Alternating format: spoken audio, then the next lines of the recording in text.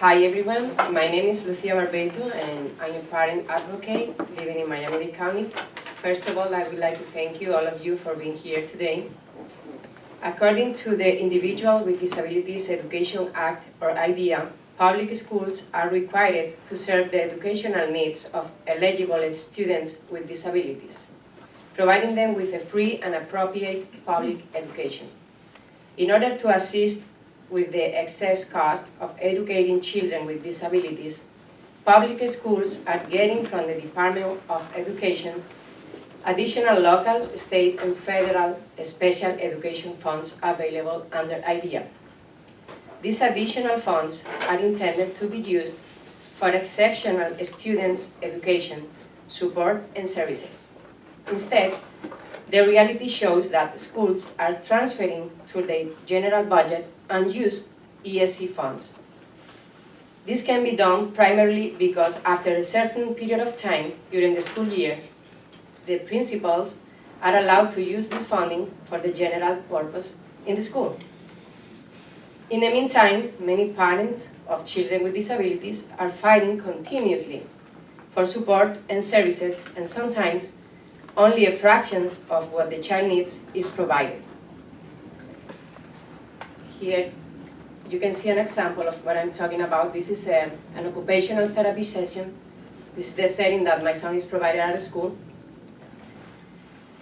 To change the situation, today we propose to create a regulation limiting the authority schools have to administrate ESC funds, requesting principals to spend those specific funds for the unique purpose they were conceived, preventing they can take them for general use in the school.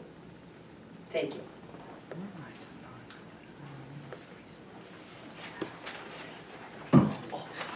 Yes. Hi, thank you everyone for being here. My name is Dawn Brooke and I'm a parent advocate of 2 children that have Down syndrome. One of my daughters, Isabella, is 5 years old in public school in full inclusion in her pre-K classroom.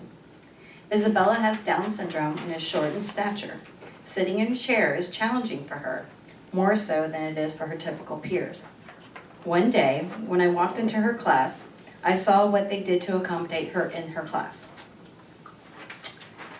Here it is. They taped a big brown box and placed it under her feet. I was so upset to see this, and to see her having to use this as an accommodation, not to mention how it made her stand out to her peers. I had to call an IEP meeting and ask them, don't you receive funds to help with accommodations like this? I told them this was unacceptable, that they had been doing this, and to please order an appropriate chair for her. They did order this chair, which took 2 months to get it. I have since this time talked to other parents whose children go to the school and found they face the same problems. Their children are not being offered things their child needs in the classroom to be successful and participate. It's my concern that they are spending the ESE money on children who need. They're not spending the money on children who need it.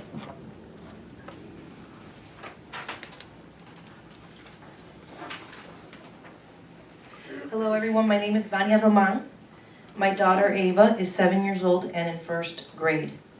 She attends a private school this year. I was forced out of the public school system because after requesting assistance from the schools for more than a year, the school refused to recognize my daughter's speech and language impairments. Even after providing multiple private evaluations and numerous doctor letters confirming impairments and professional recommendations of how to best support and provide service, including environment to ensure success in improving communication, socialization, and behavior. We requested my daughter's teacher be assisted, my daughter's teachers be assisted by the school's speech and language pathologist in suggesting appropriate communication goals with the classroom and within the classroom and other settings.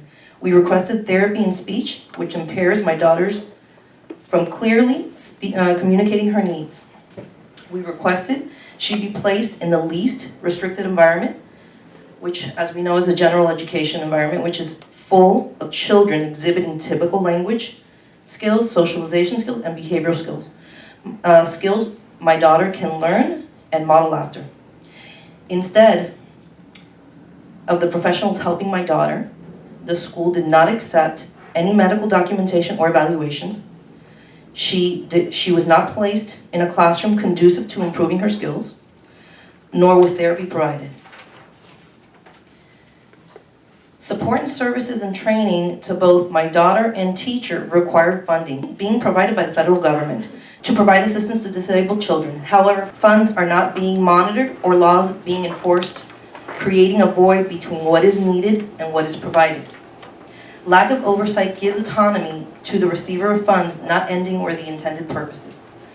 Evidence of parents having to fight for their children's rights entitled by federal and state laws that protect children from neglect and abuse from the public school system is documented by the numerous amount of Florida Department of Education state complaints, civil rights complaints, and due process hearing requests. My daughter lost a year of learning during the entire time the school refused to provide what the law entitles. Under the circumstances, I decided to remove my daughter and place her in a private school who have no obligation under IDEA. IDEA is the Individual Disabilities Education Act. The school was willing to provide the environment to learn and for her to be successful. Within 6 months, the transformation was apparent. The neglect by the professionals in the public school system was evident. No parent should have to fight for a right already provided by federal law. What is lacking is oversight and accountability of federal funds to ensure the intended purposes to educate include and ensure equality of independent living and economic self-sufficiency. Denying these rights at an early age sets up all children for failure.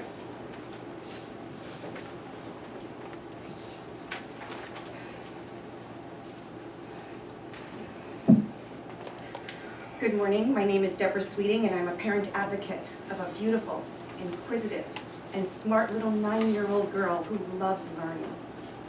By the way, she happens to be diagnosed with autism, Down syndrome, and ADHD. I'd like to share projections of the future if things do not change. The fact is, educational outcomes of children and youth with disabilities have not improved as much as expected. Despite significant federal efforts to close achievement gaps through federal IDEA, Individuals with Disabilities Education Act, and NCLB, No Child Left Behind. We must be honest about student performance, because when ESE teachers do not receive the amount of money generated by the children who have a disability to provide reasonable accommodations in the classroom that actually help the students to learn more effectively, because it compensates for an individual's specific learning deficit, our most vulnerable children who have a disability suffer. Less than 10% of our nation's 8th graders with IEPs are scoring proficient in reading. We can and must do better. These children become dependent on the state, with increased dropout rates, decrease in state graduation rates, and the end result? They do not get and sustain gainful employment, which is the overall goal for transitioning after school. 15 studies from peer-reviewed journals show 21 to 45% of children with ADHD are 4 to 9 times more likely to commit crimes and go to jail. Unfortunately, children with learning disabilities and attention deficit hyperactivity disorders are often labeled as troubled students with behavioral problems, resulting in the possibility of being sent to the office or even suspension as a consequence. If students in ESE classrooms were given the resources they need to better achieve their potential, we could decrease the cost associated with living dependently on a government system, or worse, the penal system. Crime and jail is costly. Providing resources to help our children exceed in school is cheap. So again, we ask for your assistance in helping us to make sure that the children the most vulnerable children in public schools who generate the income for ESE classrooms are actually getting the adaptive tools, the curriculum, and the resources they so desperately need. Thank you.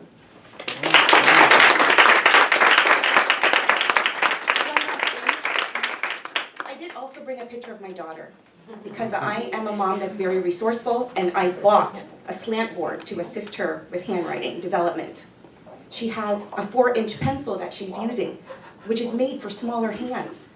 And then lastly, we can pass this around, but my daughter's knuckle is smooth. Her thumb is smooth. She's missing that middle knuckle, which helps to support a strong grasp on a pencil. And that's the importance of having the resources in school, because they can do it.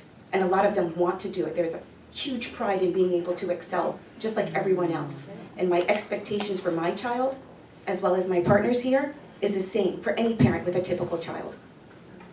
That's it.